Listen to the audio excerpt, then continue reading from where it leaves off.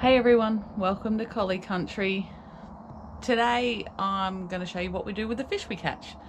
Thought it might be something different, thought it might be fun and show you what we do with all the fish we're catching.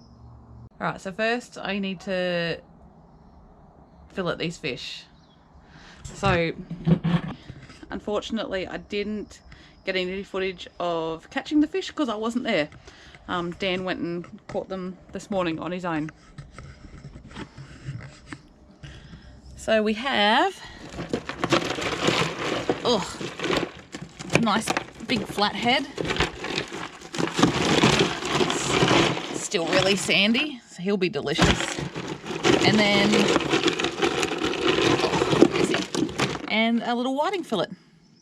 So they'll both be pretty nice. I do like flathead.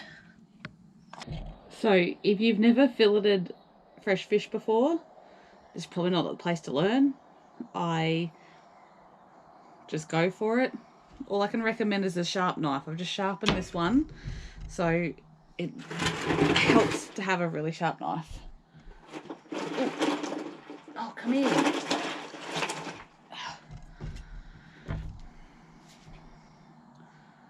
Fresh fish is our favourite.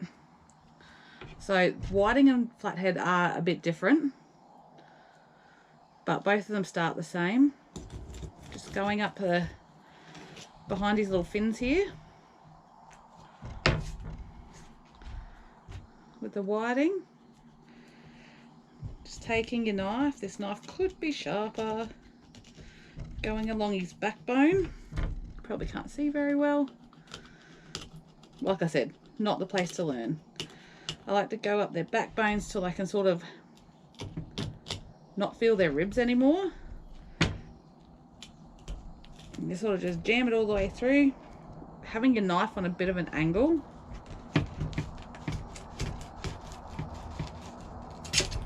Getting it through like that. Coming down the backbone.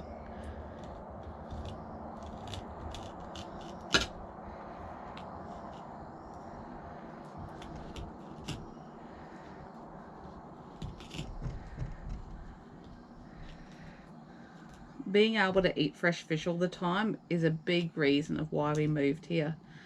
We've always loved fishing, but we used to live, you know, an hour and a half away from the beach or the ocean or a decent river, so it was part of the appeal for sure. And now we're probably eating fish once a fortnight. I wish it was more often. We just don't have the time to go fishing. Now, one little whiting fillet, same on the other side.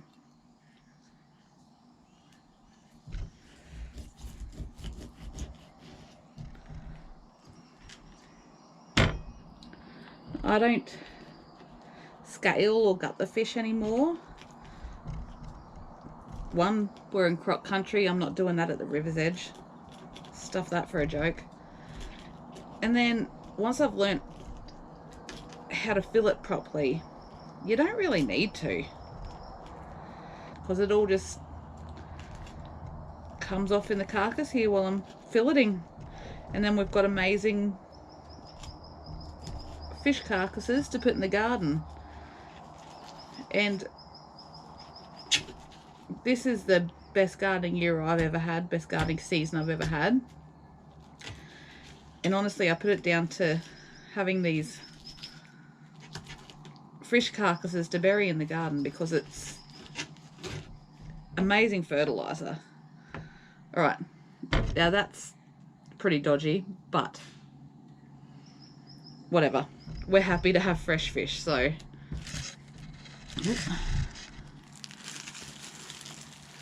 what I do is, until I'm ready to bury all these fish carcasses in the garden, they go in a plastic bag, and then I will freeze them, stick them in the freezer, and bury them later. It's going to be ages before I get to bury these. Our fish our freezer is already full of fish carcasses, but that's fine. All right, onto our flathead. He's a bit bendy because he's been sitting in the ice water for a couple of hours, but he's still pretty fresh. So, and you do still need to be careful. They have spikes, and even when they're dead, you still need to be careful of them because they will still got some poison in them. I like to go behind this bottom fin here and go on an angle right up towards his head, all the way to the backbone. Now I'm probably missing out on a little bit of meat there, or he's a big chunky fish, there's probably a decent amount of meat there. Now the difference between say whiting and flathead, with the flatheads I take all the rib bones with them, or the backbones with them, I don't cut around it. I tend to just try and chomp through them.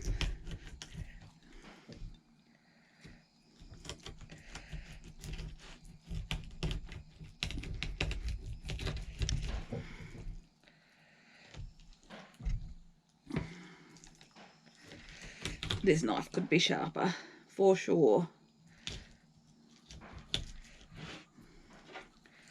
Now, once again, sort of once you get past the bones,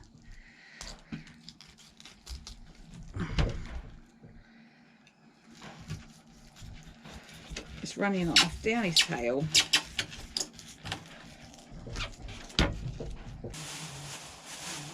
The dogs are all hanging around hoping to get any bits that I drop.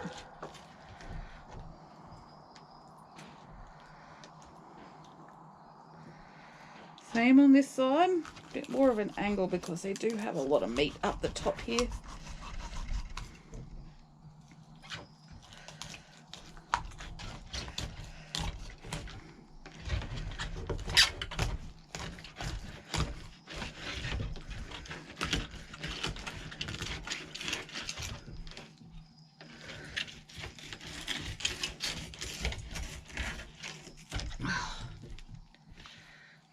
Beautiful.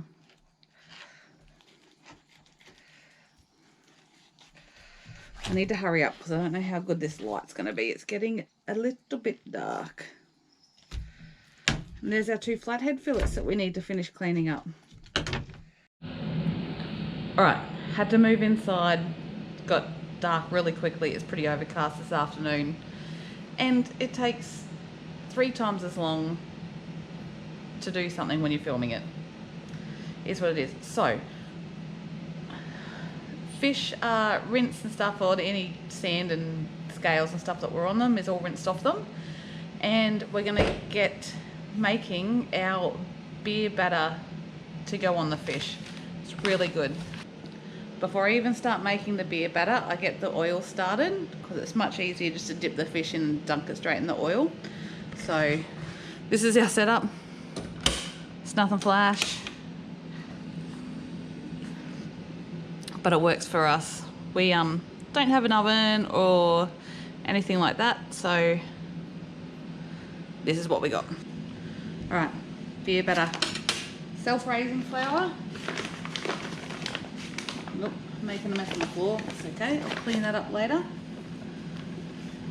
I'll just dump a bit in.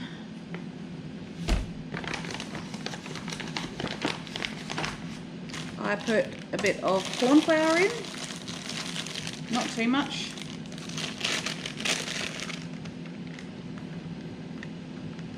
Just a bit, just helps it make it a bit fluffier, I find. And then the beer. Whatever beer you've got, doesn't have to be flash. Start with a bit.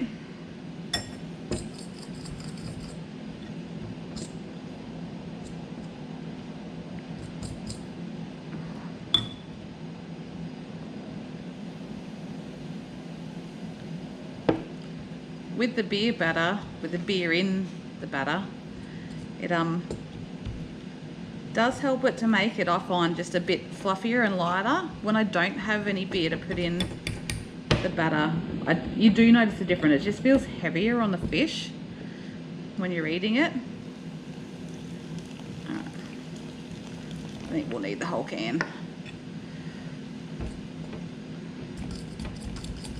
Just give it a good stir. Gotta try and get all the lumps out because I didn't sieve it.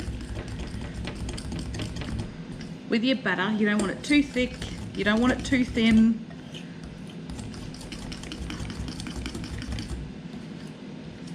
You just want it to be able to stick to the fish properly, really, and give it a nice coating. Now what I find, letting your batter sit for a bit, it gets a bit thicker. We don't like ours too thick, so at the moment it's a bit of a runny consistency, but while I'm stuffing around getting the fish ready, this will thicken up a little bit. All right, now with your fish, we've got our fish fillets here. What you need to do is, I like to cover them in corn flour first. So you need something for the batter to stick to. It's just gonna slide straight off the fish if it's all fresh and wet and whatnot. All right, our fish is all corn floured up, good to go, ready to dip in the batter and start cooking. I've just got a bit of oil in here, not too much. We just like to sort of shallow fry it. That way it doesn't use too much oil. So yeah, we'll start with our big old flatty bits first because they're gonna take a bit longer to cook.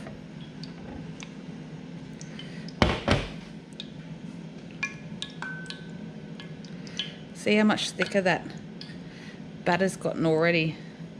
Use your fork, get it in there, get it well covered.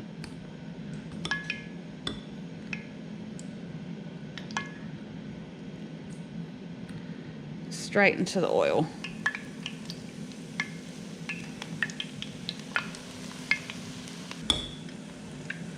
Don't be afraid to get your fingers in your food. As long as they're clean. It's not going to hurt.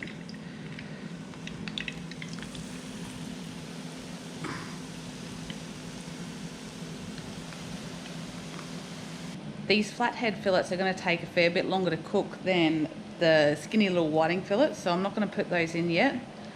But yeah, I would say, I don't know, a couple of minutes on each side, maybe 5 minutes on each side with these thicker fillets. It'll be good to go. I'll show you when we're done. Love fresh fish.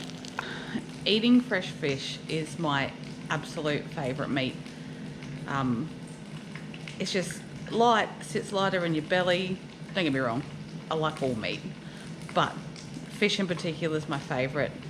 And a huge part of the reason why we wanted to be as close to the coast as we can is so we could catch our own fish. It does cut down the cost of eating meat a little bit. I mean, these flathead fillets go for, what, 40 bucks a kilo minimum, so we've saved ourselves a bit of money here. Don't get me wrong, fishing gear is kind of expensive sometimes, but once you've sort of got yourself set up, air fryer.